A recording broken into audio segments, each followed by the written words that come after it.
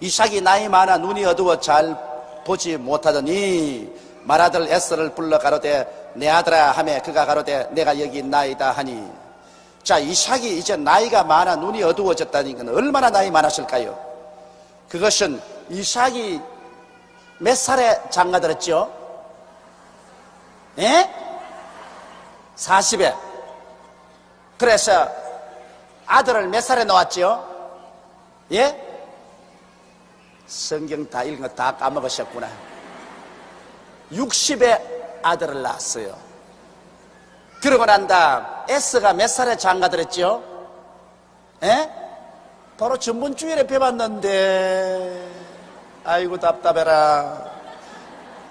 그 앞에 34절 26장 34절 한번 보세요. 뭐라 했습니까? 에스가 40세에 장가들었다 했죠. 60에 낳은 아들이 40에 장가를 들었으니 그러면 이삭은 나이가 몇 살입니까? 100살이죠 100살쯤 되니까 눈이 안 어두워질 수가 없어요.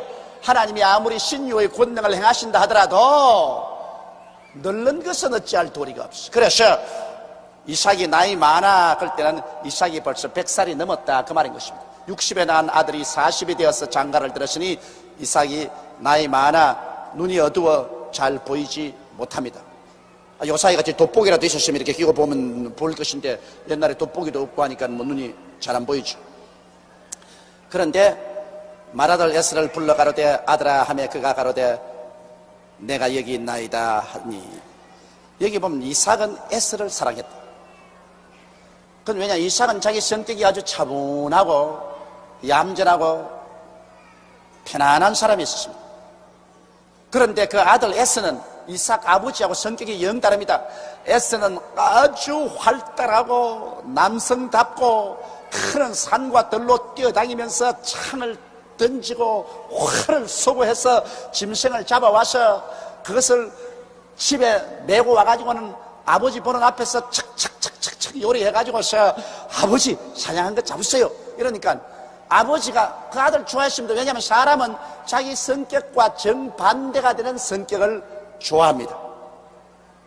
그 어찌할 도리 없으면 자기 성격과 똑같으면 플러스 플러스끼리 밀어제끼고 마이너스 마이너스끼리 밀어제끼라 플러스 마이너스는 찰칵하는 것처럼 성격이 서로 다른 성격을 줍니다. 아버지는 성격이 내성적이고 얌전하고 차분하고 착실하고 에스는 성격이 활발하고 남성적이고 도전적이고 그렇기 때문에 아버지는 에스를 좋아했습니다. 그래서 에스는 늘 사냥을 해서 아버지 되었지. 그러나 에스는 누구를 닮았느냐? 에스는 엄마를 닮았어요. 리브가 그랬다고. 결단력이 있고 활달하고 아주 남성다웠습니다. 그런데 야곱은 누구를 닮았냐? 야곱은 아버지를 닮았어요.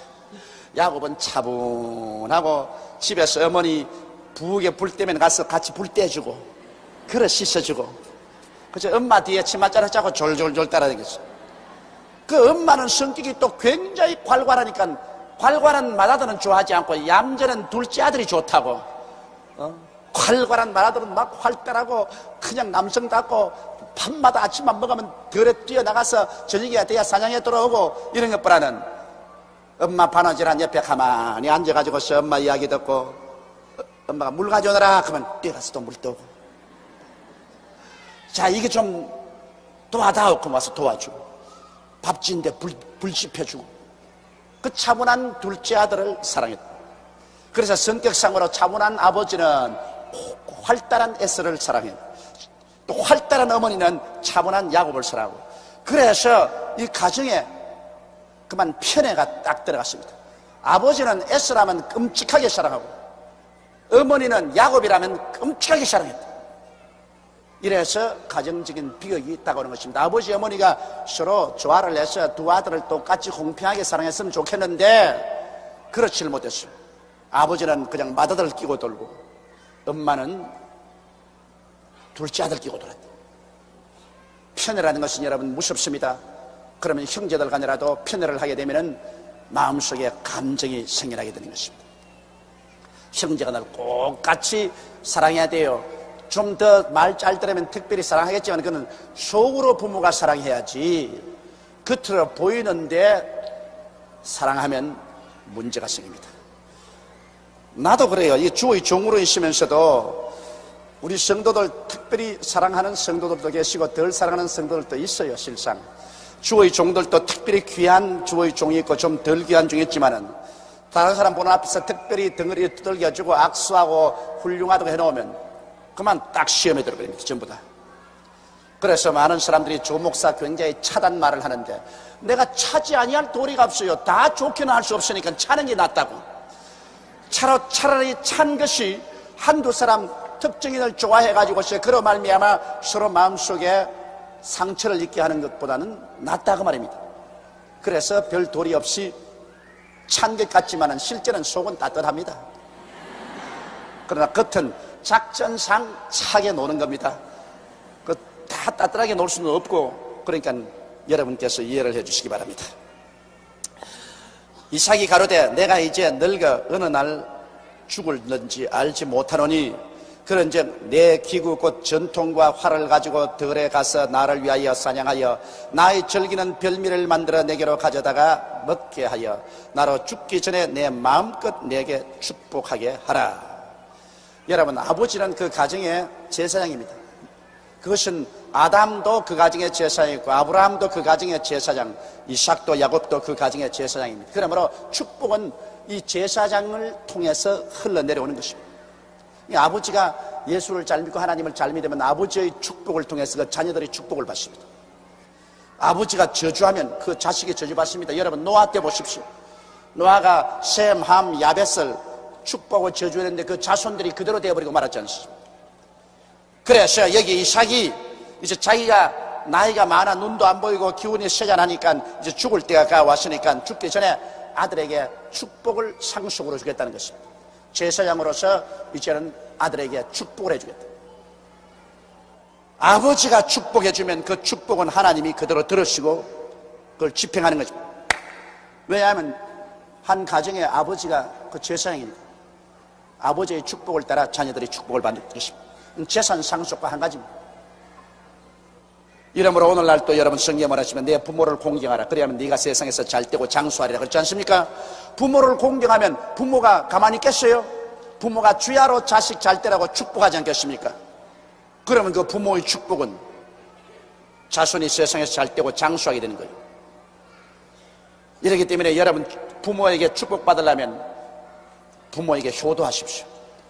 근데 부모에게 늘 가슴 쓰리게 하고 아프게 하면 저놈의 자식, 지도 자식 놓고는 잘 되는가 보자, 이래 놓으면 막 그건 절단강산이에요. 그러므로 부모에게 잘해서 부모 입에서 축복이 나오게 하되 어머니보다 아버지 입에서 축복이 나와야 됩니다. 실상은 하나님은 제사장인 아버지를 통해서 축복을 부어주신 것입니다. 그래서 이삭이 에서에게 축복을 주는데 보통 때는 별로 축복할 기분이 안 생기니까 전통과 활을 가지고 들어가서 사냥해서 아버지가 즐기는 아주 별미를 만들어서 맛있게 대접을 해서 그냥 마음이 흡족하고 기분이 좋으니까 먹고 마시고 난 다음 기분 좋을 때 그냥 한껏 축복해 주겠다는 것입니다. 그건 인지상정이에요. 사람이 기분이 좋을 때 축복이 가지 기분이 상하고 미운데 왜 축복이 가요?